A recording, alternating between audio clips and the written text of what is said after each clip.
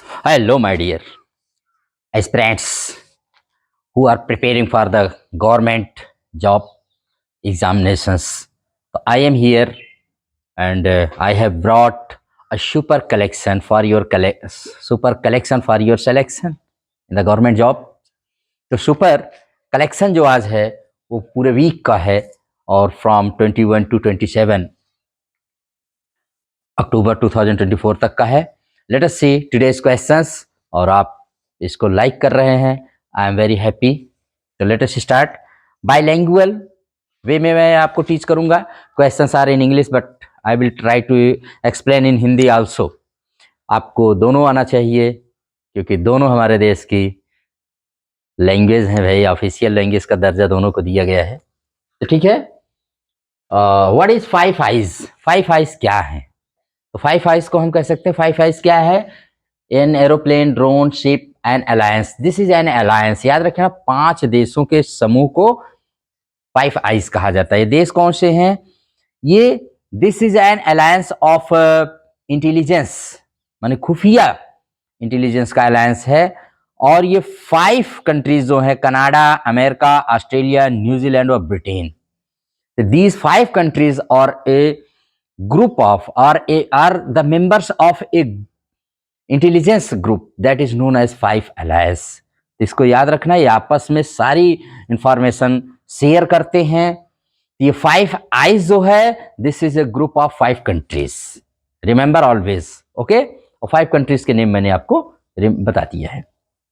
Second question है, when India will establish its own space station? India अपना अंतरिक्ष station कब तक इस्टेब्लिश करेगा? 2025 तक, 2035 तक, 2040, 2045? राइट आंसर है 2035 में भारत अपना खुद का अंतरिक्ष स्टेशन माने स्पेस स्टेशन विल इस्टेब्लिश, और इसका नाम होगा BAS, भारतीय अंतरिक्ष station. Remember it, very very important, कि 2035 तक भारत का अपना खुद का अंतरिक्ष स्टेशन होगा और हम लोग खुद यहाँ हमारे साइंटिस्ट जाएंगे और वहां से इसको स्टडी करेंगे, स्पेस को, और पूरे वर्ल्ड को समझने की कोशिश करेंगे। Very important. नेक्स्ट है, who is appointed as the new chairman of NCW? NCW national commission for womens, राष्ट्रीय महिला आयोग की अभी किसको अध्यक्ष चुना गया है? तो ए में है विजय किशोर राहटकर, डॉक्टर अर्चना मजूमदार, अमिताभ चौधरी और डॉक्टर नीना गुप्ता। तो इसमें सब इंपॉर्टेंट है। इसमें एक के साथ आपके सारे क्वेश्चन में 5 क्वेश्चन तैयार करवा रहा हूं। चलिए देखते हैं। तो जो अभी अपॉइंट हुई NCW की जो चेयरमैन बनी है, उनका नाम है विजय किशोर राहटकर। ये 3 साल के लिए बनाई गई है। इन्हीं के साथ डॉक्टर अर्चना मजूमदार ये मेंबर बनी है इसकी, NCW की, 3 साल के लिए दोनों। और उसके एक नाम था इसमें अमिताभ चौधरी। तो एक्सिस बैंक ने इनको 3 इयर्स के लिए अपना फिर से MD और CEO रीअपॉइंट किया है। और लास्ट में एक नाम है डॉक्टर नीना गुप्ता, ये भारत की स्वीडन में नेक्स्ट एम्बेसडर होंगी। नेक्स्ट एम्बेसडर ये अपॉइंट की गई हैं भारतीय विदेश मंत्रालय द्वारा, फॉरेन माने एक्सटर्नल अफेयर्स मिनिस्ट्री के द्वारा इनको अपॉइंटमेंट दिया गया है। अब थोड़ा सा NCW के बारे में जान ले। तो इसके स्टैब्लिश किया गया था 1992 में, 1992 में। इसका हेडक्वार्टर न्यू दिल्ली में है और ये भारत में महिलाओं के लिए सबसे बड़ा संगठन है, सबसे बड़ा कमीशन है, द हाईएस्ट और biggest commission for the women, जो भारत सरकार को महिलाओं से संबंधित सारी प्रॉब्लम्स के लिए एडवाइस कर माने देती है, और कोई भी प्रॉब्लम हो भारत सरकार के साथ ये शेयर करती है। ये आप जानते रहिएगा। इसमें जो होते हैं, इसका स्ट्रक्चर, एक चेयरपर्सन होता है और 5 मेंबर्स होते हैं। NCW में एक चेयरपर्सन और 5 मेंबर से ये मिला है। तो आप ये this is a statutory body of government of India, ठीक है, that advises government of India on the matters affecting women. Women से रिलेटेड मैंने कहा ना, सबसे बड़ा संगठन NCW है, राष्ट्रीय महिला आयोग जिसको कहते हैं। नेक्स्ट देखते हैं, who is newly elected president of Indonesia? Prabowo Subianto, Joko Widodo, Sukarno and Gibran Rakabuming. तो इसको देखते हैं। इंडोनेशिया चलते हैं, हमारे भारत के माने जलील पड़ोसी है हमारा भाई वाटर वाला हमारा कंट्री माने नेबर कंट्री है, तो वाटर से हम बहुत नज़दीक हैं, इसके अंडमान निकोबार द्वीप समूह से बहुत नज़दीक है इंडोनेशिया। इंडोनेशिया तो अभी इसके कौन न्यू प्रेसिडेंट बने हैं, तो इसमें राइट आंसर है ब्रोबो सुबियांतो। ये जो है इंडोनेशिया के नए प्रेसिडेंट बने हैं, वहां के 8वें प्रेसिडेंट ये हैं, और इन्होंने जोको विडोडो को रिप्लेस किया है, हटाया है। तो जानते रहिएगा, और इनकी सबसे बड़ी कैबिनेट है, 109 लोगों की कैबिनेट के साथ इन्होंने बनाया है। अब तक इस देश में इतने बड़े कैबिनेट के साथ गवर्नमेंट नहीं बनी थी। इसके बाद है सुकर्णो, दूसरा नाम इसमें था जोको विडोडो, इनको हटा के बने हैं सुकर्णो। सुकर्णो इंडोनेशिया के फर्स्ट प्रेसिडेंट थे, इसको आप जानते रहिएगा। उसके बाद है इन्होंने अपनी कैबिनेट को एक नाम दिया है रेड एंड व्हाइट कैबिनेट। ये माने जो नए राष्ट्रपति बने हैं, इन्होंने अपनी कैबिनेट को नाम दिया है रेड एंड व्हाइट कैबिनेट। क्यों? राष्ट्रपति ने इंडोनेशिया के झंडे के आधार पर, on the base of its national flag, अपनी कैबिनेट को नाम दिया है, और कुरान पर हाथ रख करके इन्होंने शपथ ली। तो अब आइए, यहाँ के उपराष्ट्रपति बने हैं जिब्रान राका बूमिंग राका। ये 37 वर्षीय जोको विडोडो के बेटे हैं, जो वाइस प्रेसिडेंट बने हैं। और श्री मुलियानी इंद्रवती, ये यहाँ की फाइनेंस मिनिस्टर बनी है। ये फर्स्ट फाइनेंस मिनिस्टर हैं जो 3 राष्ट्रपति के समय से यही मिनिस्ट्री संभाल रही है। अब आइए थोड़ा सा इंडोनेशिया दुनिया का सबसे बड़ा माने द्वीपीय देश है। द्वीपीय देश का मतलब है द्वीपीय समूहों का देश है। ये कम से कम बताते हैं 2000 द्वीपों का समूह है इंडोनेशिया, और विश्व का सबसे बड़ा मुस्लिम देश है, जिसकी राजधानी जकार्ता है। ठीक है, और भारत का तो मैंने कहा जली पड़ोसी है ही। इसको बहुत अच्छे से याद रखिएगा। इसका पहला नाम पूर्व में इसका फॉर्मर नेम था डच ईस्ट इंडीज, इसको डच ईस्ट इंडीज कहा जाता था, और 1945 में नीदरलैंड से आजाद हुआ, got freedom from the Netherland. ठीक है, जिसका पुराना नाम हॉलैंड था। 1700 से अधिक द्वीपों वाला, विश्व का सर्वाधिक द्वीप समूह वाला देश है, मैंने बता ही दिया। विश्व का सर्वाधिक मुस्लिम जनसंख्या वाला देश है इंडोनेशिया। तो इसको आप रिमेंबर रखिएगा, very very important fact. Next है who won the ICC women's 2020 world cup 2024। किसने जीता भाई? ए में न्यूजीलैंड, बी में साउथ अफ्रीका, सी में इंडिया, और डी में बांग्लादेश। राइट आंसर है इसका राइट आंसर है न्यूजीलैंड ने। पहली बार उसने जीता है ये 32 रन से, और साउथ अफ्रीका को हरा करके, माने डिफीटिंग साउथ अफ्रीका। न्यूजीलैंड ने पहली बार आईसीसी वीमेंस 2020 वर्ल्ड कप जीता है। वेन्यू कहाँ हुआ है? तो दुबई में हुआ है, क्योंकि होना तो था बांग्लादेश में, लेकिन वहां पर पॉलिटिकल माने अनरेस्ट की वजह से नहीं हो पाया, तो इसलिए इसको माने यूएई में किया गया। हाँ, बांग्लादेश क्रिकेट बोर्ड ने ही इसको होस्ट किया था, लेकिन ये स्थान बदल दिया गया था। एडिशन कौन सा था, कौन सा संस्करण था? तो ये 9th एडिशन था। और कितनी टीम ने कुल भाग लिया? तो 10 टीमों ने, और 3 से 20 अक्टूबर 2024 के बीच हुआ। और एमेलिया केर, ये न्यूजीलैंड की प्लेयर हैं, जो player of the match plus player of the tournament घोषित की गई हैं। तो याद रखिएगा, ICC 2020 world womens cup, cricket cup. उसके बाद है where 17th Asian cross country championship hosted. अभी कहाँ हुई भाई? 17वीं एशियन क्रॉस कंट्री चैंपियनशिप 2024 कहाँ हुई? तो इसमें दिया गया है हांगकांग, मुंबई, दिल्ली, चेन्नई। तो राइट आंसर हांगकांग में हुई है, और भारत ने इसमें कुल 7 गोल्ड मेडल जीते हैं। याद रखिएगा इसको, वेरी वेरी इंपॉर्टेंट। नेक्स्ट है व्हाट इज सिम्बेक्स। सिम्बेक्स क्या है? तो सिम्बेक्स आप याद रखिएगा, सिम्बेक्स कह रहे हैं कि क्या है भाई? ड्रोन है, शिप है, मैरीन एक्सरसाइज है, एरोप्लेन है। तो राइट आंसर मैरीन एक्सरसाइज है, भारत का एक समुद्री अभ्यास है जो ये सिंगापुर के साथ करता है, और इसका अभी 31st एडिशन विशाखापत्तनम में शुरू हुआ है। 1994 में शुरू हुआ था एक्सरसाइज लायन किंग के रूप में, भारत और सिंगापुर के बीच में। इसमें नेवी, दोनों देश की नेवी भाग लेती हैं, और बहुत सारे चीजें हम लोग एक दूसरे से शेयर करते हैं। तो सिम्बेक्स याद रखिएगा, marine exercise between India and Singapore. And next what is दाना। दाना अभी रिसेंटली न्यूज में रहा, व्हाट इज दाना। दाना क्या है? तो दाना जानते रहिएगा, आंसर इसका दिया गया है दाना में cyclone, aircraft, ship, drone. Right answer is, correct answer is a cyclone. एक साइक्लोन है जो अभी अभी आया था हमारे माने बे ऑफ बंगाल से ओरिजिनेट हुआ और हमारे ईस्टर्न इंडिया को इसने हिट किया, स्पेशली उड़ीसा एंड बांग्लादेश को, वेस्ट बंगाल को। तो दाना ये अक्टूबर 4 को हुआ है। अब बे ऑफ बंगाल से हुआ है, इसको कतर ने ये नाम दिया है, जिसका अर्थ होता है most perfectly sized valuable and beautiful pearl, बहुत ही सुंदर पर्ल माने मोती। कतर ने इसको नाम दिया है दाना। और ये लैंडफॉल किया है बिटवीन उड़ीसा के पुरी और वेस्ट बंगाल के सागर आइलैंड के बीच इसने लैंडफॉल मतलब होता है जब कोई साइक्लोन आकर के सबसे खतरनाक रूप में जमीन पर आता है तो उसको लैंडफॉल करते हैं, वही सबसे खतरनाक। हालांकि इसमें कोई कैजुअलिटी नहीं हुई, भारत सरकार बहुत ही अवेयर थी, बहुत ही इसको लेकर प्रिपेयर किया गया था। अब देखिए कुछ और तूफान जो आए थे, तो दाना तो अभी आया है, और रेमल ये मई 2024 में आया था। ये पहला तूफान था, साइक्लोन था 2024 का, ठीक है। और बे ऑफ बंगाल में आया था, इसने वेस्ट बंगाल और बांग्लादेश को हिट किया था। और ओमान ने इसको नाम दिया था रेमल, जिसका मीनिंग होता है सैंड, एक अरेबिक वर्ड था जिसका मतलब होता है रेत, रेमल का। और एक आसना आया था अगस्त 2024 में, ये अरेबियन सी से उठा था, ये ओरिजिनेट किया था, पाकिस्तान ने इसको नाम दिया था, इसने गुजरात को हिट किया था।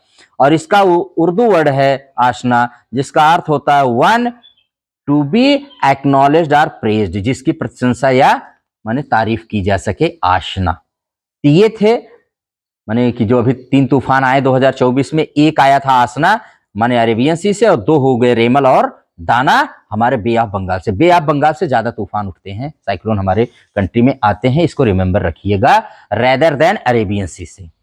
अब जो साइक्लोन टर्म है ना, ये हेनरी पिडिंगटन नामक एक रिपोर्टर थे कोलकाता में, ब्रिटिश रूल के दौरान आए थे, उन्होंने साइक्लोन शब्द को क्वाइन किया था, बनाया था। तो साइक्लोन आप जानते हैं कि बहुत चक्रवात जो होते हैं, जब हवाएं लो प्रेशर में के चारों तरफ घूमती हैं, उसको कवर करने के लिए माने दौड़ती हैं, तो उसको हम लोग क्या कहते हैं, साइक्लोन के नाम से या चक्रवात कहते हैं। बहुत डेंजरस होते हैं ये, बहुत ज्यादा माने डिस्ट्रॉय करते हैं लाइफ और प्रॉपर्टी को। तो याद रखिएगा, ये बहुत ही ज्यादा हमारे प्रश्नों का ये माने क्वेश्चंस जो भी एग्जाम्स होते हैं उनमें ये बहुत इंपॉर्टेंट पार्ट बनते हैं, जो भी आते हैं, क्योंकि इन्वायरमेंट से रिलेटेड होते हैं। उसके बाद है व्हाट इज एनवीडिया। एनवीडिया क्या है? एक कंट्री है, एक कंपनी है, शिप है, सबमरीन है? तो राइट आंसर है एक कंपनी है। ये एनवीडिया भी हाल ही में दुनिया की has become the world's most valuable company, इसने एप्पल को पीछे छोड़ते हुए, सरपासिंग एप्पल, दुनिया की सबसे मूल्यवान कंट्री बन गई है। और ये अमेरिका की यूएस चिप मेकर कंपनी है।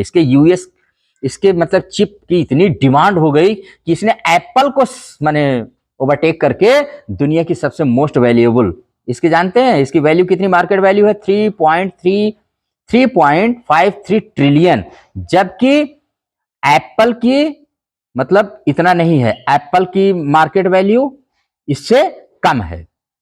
तो आप इसको रिमेंबर रखिएगा। और एक न्यूज और जानते हैं, रिलायंस और एनवीडिया ने अभी अभी पार्टनर किया है, पार्टनरशिप समझौता हुआ है एआई इंफ्रास्ट्रक्चर डेवलप करने के लिए भारत में, कि भारत में एआई इंफ्रास्ट्रक्चर कैसे डेवलप किया जाए, इसको भी याद रखिएगा।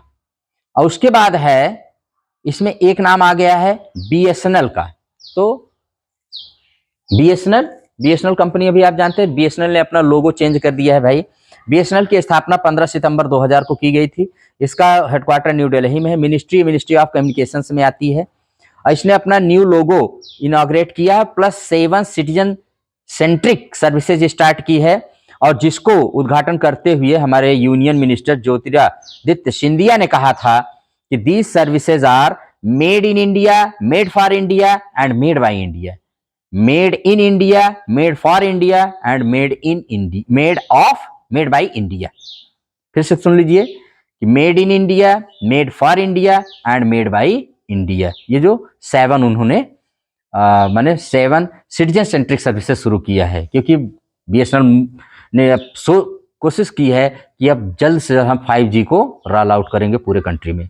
हाँ, इसने अपनी टैग लाइन चेंज कर दिया है। जो इसका ओल्ड टैग लाइन था कनेक्टिंग इंडिया, अब इसने कनेक्टिंग इंडिया के स्थान पर कनेक्टिंग भारत कर दिया है।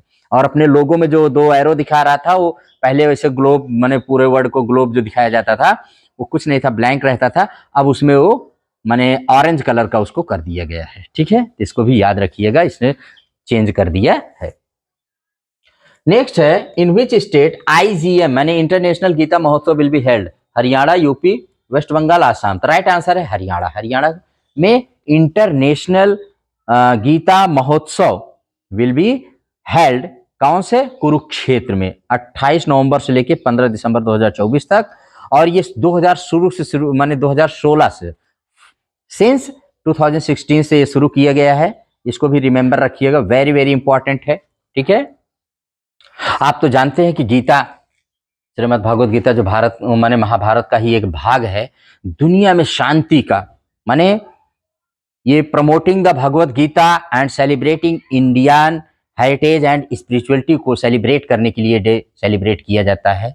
बहुत ही पॉपुलर हुआ, इससे हरियाणा का भी बड़ा नाम हुआ है और भगवत गीता का विश्व में प्रचार किया जा रहा, प्रमोट किया जा रहा है। और आप इसको रिमेंबर रखिएगा, इंटरनेशनल गीता महोत्सव हरियाणा के कुरुक्षेत्र में हेल्ड किया जाएगा। नेक्स्ट क्वेश्चन है, उड़ान स्कीम वाज लॉन्च्ड 2016, 17, 18, 19। तो इसका राइट आंसर है 2016 में। 2016 में उड़ान स्कीम, जिसका फुल फॉर्म होता है उड़े देश का आम नागरिक, उड़े देश का आम नागरिक। और अभी अभी हमारे प्रधानमंत्री जी ने इसी स्कीम के तहत रीवा, अंबिकापुर और उत्तर प्रदेश के सहारनपुर में 3 एयरपोर्ट को इनॉग्रेट किया है। 2016 में इसको शुरू किया गया था और इसको 10 साल के लिए बढ़ा भी है, एक्सटेंशन दिया गया है उड़ान स्कीम को। Yes my dear. तो नेक्स्ट क्वेश्चन देखते हैं। उड़ान स्कीम को याद रखिए, इसी माने इसको शुरू किया गया था और इसे अपना 8th एनिवर्सरी अभी मनाया गया, इसका 8वीं वर्षगांठ। Who declared the retirement recently? Urmila Chaudhary, Luong Cuong, Rani Rampal, Abhidway Jindal. तो इसको देखते हैं, इसमें चारों नाम पर बहुत सारे क्वेश्चंस आपको तैयार करवाता हूं। इसमें उर्मिला चौधरी, ये नेपाल की हैं, जिनको अभी दिया गया global anti racism championship award 2024। याद रखिएगा, उर्मिला चौधरी जो नेपाल की हैं, इनको अभी ग्लोबल एंटी रेसिज्म और चैंपियनशिप अवार्ड 2024 दिया गया, अवार्ड किया गया है। दूसरा नाम है लुआंग क्वांग। लुआंग क्वांग ये वियतनाम के न्यूली माने नए राष्ट्रपति बने हैं, न्यूली अपॉइंटेड प्रेसिडेंट हैं।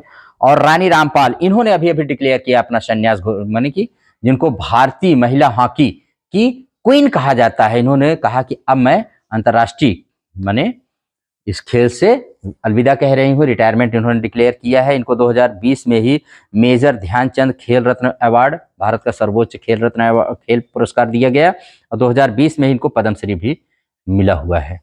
ठीक है, उसके बाद है अभिद्वय जिंदल, ये अपॉइंट हुए हैं as the new president of Indian chamber of commerce, ICC के न्यू चेयरमैन बने हैं, जो द नेशनल ट्रेड एसोसिएशन है भारत का नेशनल एसोसिएशन ट्रेड है ICC, और उसके चेयरमैन बनाए गए हैं Abhidway Jindal.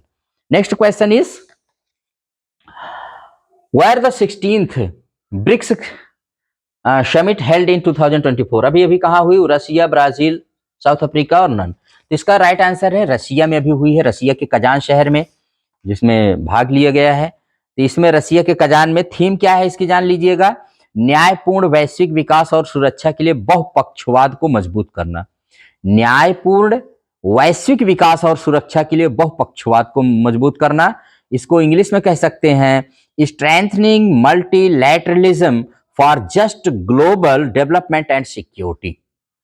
Strengthening multilateralism for just global development and security. ये 16वीं ब्रिक्स समिट वहां पर हुई है और 15वीं जो हुई थी साउथ अफ्रीका के जोहान्सबर्ग में हुई थी, जिसमें 6 नए सदस्य शामिल किए गए थे, लेकिन अर्जेंटीना ने मना कर दिया, तो 5 इस समय हैं। और इसके बाद है इसकी जो 17वीं ब्रिक्स समिट होगी वो ब्राजील में होगी, जो साउथ अमेरिका का सबसे बड़ा देश है ब्राजील। याद रखिएगा, वेरी वेरी इंपॉर्टेंट है। और इसमें भारत ने 2 वैश्विक संस्थाओं में सुधार की मांग किया है। कौन कौन से? एक तो UN में, क्योंकि उसको सिक्योरिटी काउंसिल में चाहिए भाई जगह, और दूसरा WTO वर्ल्ड ट्रेड ऑर्गेनाइजेशन और यूनाइटेड नेशंस में, दोनों में भारत ने सुधार की मांग किया है, कहा इसको रिफॉर्म किया जाए, ये भारत की डिमांड है।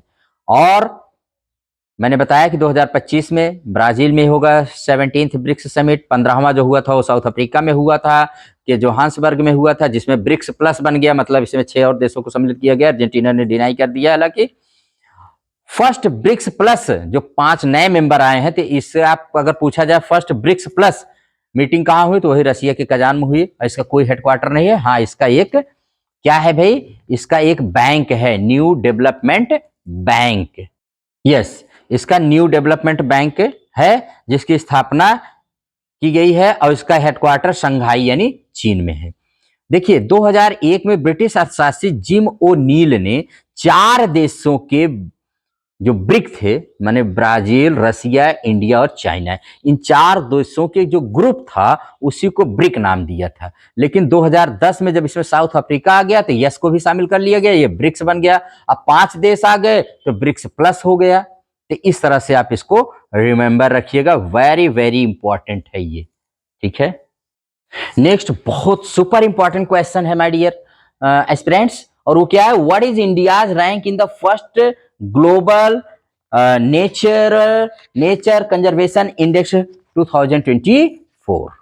यस माय डियर, तो भारत की अभी वैश्विक प्रकृति संरक्षण सूचकांक जो पहली बार जारी किया गया, first global nature conservation index 2024 में भारत की व्हाट इज इंडियाज रैंक, इसमें बता रहे हैं इंडियाज रैंक 176, 180, 150, 155। तो राइट आंसर है 176।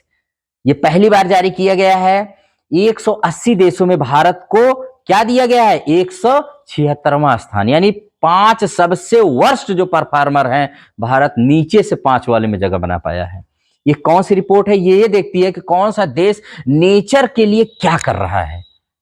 अब नेचर के लिए जो देश जितना अच्छा करता है उसकी रैंकिंग उतनी अच्छी होती है। पहली बार अक्टूबर 2024 में जारी की गई है, तो इसको जानते रहिएगा। इसमें टॉप कंट्री जो बना है उसका नाम है, टॉप कंट्री का नाम है लग्जमबर्ग, एक टाइनी यूरोपियन कंट्री है जिसने टॉप रैंक हासिल किया है। और किरीबाती पैसिफिक आइलैंड कंट्री है जो सबसे टॉप यानी 180वें नंबर पर आया है, रैंक द बॉटम। प्रिपेयर्ड इसको किसने किया है, तो जानते रहिए Goldman Sonnenfeldt school of sustainability and climate change, Ben Gurion university of the Negev, Israel और नॉन प्रॉफिट वेबसाइट biodm.com ने इसको मिलकर के तैयार किया है। ये पहली रिपोर्ट है जो जारी की गई है। Report is prepared on 4 pillars के 25 इंडेक्स पर ये तैयार की गई है। रिमेंबर रखिएगा इसको। वो 4 पिलर से क्या क्या है, land management, threats to biodiversity, capacity and good governance, future trends, ठीक है। और ये जिसने डाटा लिया, जिसके आधार पर तैयार की गई, तो उसने डाटा IUCN, विश्व के सबसे मशहूर पर्यावरणीय संस्था है, वहां से वर्ल्ड बैंक से इसने डाटा लेकर के तैयार किया है और ये जारी की गई है। क्या नाम है इसका, first global nature conservation index, जिसमें भारत को नीचे से 176वें स्थान पर रखा गया। 180 देशों को इसमें शामिल किया गया था। तो ये आप जानते रहिएगा। और एक नेक्स्ट क्वेश्चन है, next question is WHO declared malaria free which country. अभी WHO ने किस देश को मलेरिया फ्री डिक्लेयर कर दिया है। इसका ए में इजिप्ट है, बी में काबो वर्डे है और सी में मोरक्को है, डी में AUE है। तो इसका राइट आंसर है इजिप्ट। इजिप्ट में जानते हैं नील नदी है, और वही नील नदी जिसको मिस्र का वरदान कहते हैं। पिरामिडों का देश इसको कहते हैं, मिस्र को पिरामिडों का देश, मिस्र नील नदी का देश। तो उसको अभी अभी WHO ने कहा कि ये मलेरिया मुक्त है, मलेरिया फ्री कंट्री इसको डिक्लेयर कर दिया गया है। और 2024 में दूसरा देश है जो ये माने WHO के द्वारा ऐसा किया गया है। पहला देश बना था काबो वर्डे, एक देश है, और उसके बाद मोरक्को को 2010 में मलेरिया फ्री डिक्लेयर किया गया। UAE यूनाइटेड अरब अमीरात को 2007 में मलेरिया फ्री कंट्री घोषित किया गया। तो अभी आप याद रखिएगा किसको, इजिप्ट की, जिसकी कैपिटल क्या है, Cairo. Cairo is the capital, और स्वेज नहर जो है वो मिस्र के ही अंडर में आती है। इसको भी रिमेंबर रखिए, जो लाल सागर और मेडिटेरियन सी को ज्वाइन करती है या कनेक्ट करती है, स्वेज कैनाल, वो अंडर किसके है, तो हमारे मिस्र के, इजिप्ट के ही अंडर में है। Yes my dear, important days देख लेते हैं इस बीच में। 21 अक्टूबर राष्ट्रीय पुलिस स्मृति दिवस मनाया जाता है, पुलिस कमेमोरेशन या रिमेम्बरेंस डे। आप जानते हैं कि हमारे लद्दाख के हॉट स्प्रिंग्स इलाके में 1959 में हमारे सीआरपीएफ के 10 जवान गश्त कर रहे थे। उसी समय चीनी सैनिकों ने धोखे से उन पर अटैक कर दिया, लेकिन उन 10 हमारे सीआरपीएफ के जवानों ने अपने भारत माता की रक्षा के लिए अपनी जान की बाजी लगा करके अपने देश की रक्षा की और उन सबको ईंट का जवाब पत्थर से दिया। भले वो बलिदान हो गए, सुप्रीम सैक्रिफाइस दिया, लेकिन भारत माँ की आन बान शान में कोई प्रॉब्लम नहीं आने दी। उन्हीं की याद में हर साल 21 अक्टूबर को राष्ट्रीय पुलिस स्मृति दिवस मनाया जाता है। और साल भर में जितने भी पुलिसकर्मी देश के किसी भी कोने में जो सैक्रिफाइस हो जाते हैं या ड्यूटी ऑन ड्यूटी वो देश के काम आ जाते हैं, उनको उस दिन सम्मानित किया जाता है, उस दिन याद किया जाता है, उनके कार्यों को याद किया जाता है। तो याद रखिएगा 21 अक्टूबर को मनाया जाता है ये। और उसके बाद है 21 अक्टूबर को ही वर्ल्ड आयोडीन डिफिशियंसी डे मनाया जाता है। आयोडीन की कमी, आयोडीन की अवेयरनेस करने के लिए कि आयोडीन से हमारे शरीर में क्या क्या प्रभाव पड़ सकता है, इसको दिखाने के लिए 19 से 25 तक नेशनल लर्निंग वीक या कर्म योगी सप्ताह मनाया जा रहा है।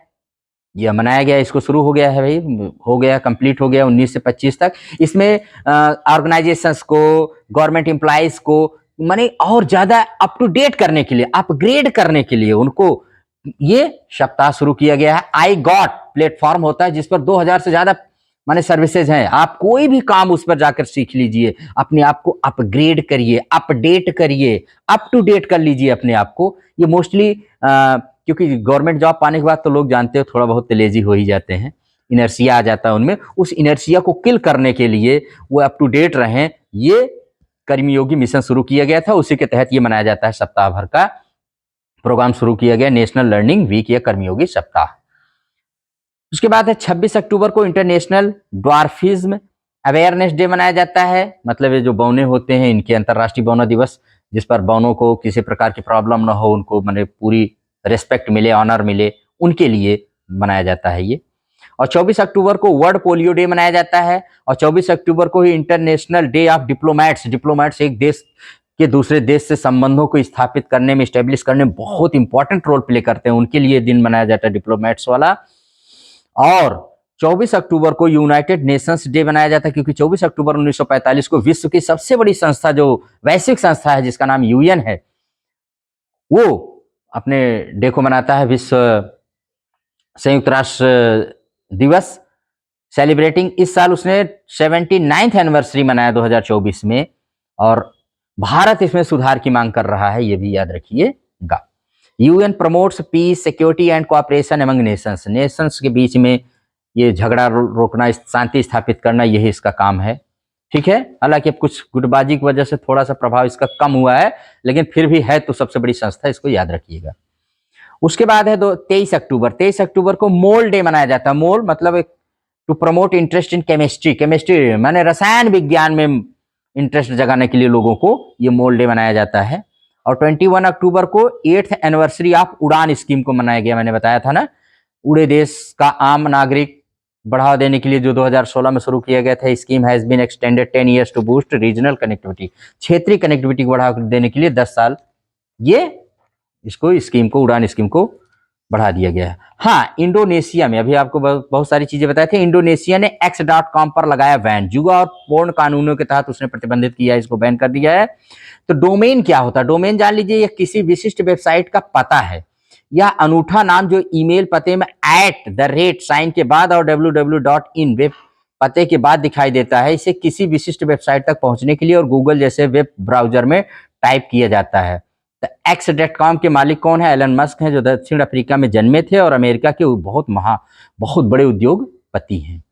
और ओनर ये हैं x.com के, स्पेस एक्स के, टेस्ला कंपनी के, और टेस्ला जो सबसे बड़ी ईवी माने इलेक्ट्रिक व्हीकल्स बनाने वाली कंपनी है। और को फाउंडर हैं ये पेमेंट कंपनी पेपाल के ये को फाउंडर भी हैं। इतनी सारी चीज़ों के एलन मस्क को जानते रहिएगा, जिनका जन्म साउथ अफ्रीका में हुआ था लेकिन इस समय अमेरिका में है। ये बहुत बड़े उद्योगपति हैं। शिलोंग को याद रखिएगा। Shillong named most popular destination for India traveller in 2025 में भारत में सबसे ज़्यादा भारत के लोग ने शिलांग जाने की इच्छा जाहिर की है। ऐसा कैपिटल जो है मेघालय की, और मेघालय तो आप जानते हैं जिसकी राजधानी शिलांग है, वहाँ पर सबसे ज़्यादा भारतीयों ने इंटरेस्ट दिखाया 2025 में जाने के लिए। गारो खासी जयंतिया, वहाँ पर ये 3 पहाड़ियाँ, 3 जनजातियाँ और 3 जिले हैं, याद रखिएगा। और मासिन राम मेघालय में ही है जहाँ पर सबसे ज़्यादा विश्व में वर्षा होती है। पहले वो चेरापूंजी में होती थी, उसी के बगल में है, लेकिन अब मासिन राम में होती है।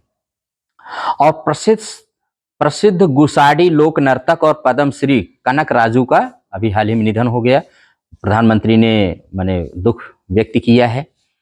गुसाडी लोक नृत्य तेलंगाना के आदिलाबाद जिले के राजगोंड जनजाति में मनाया जाता है।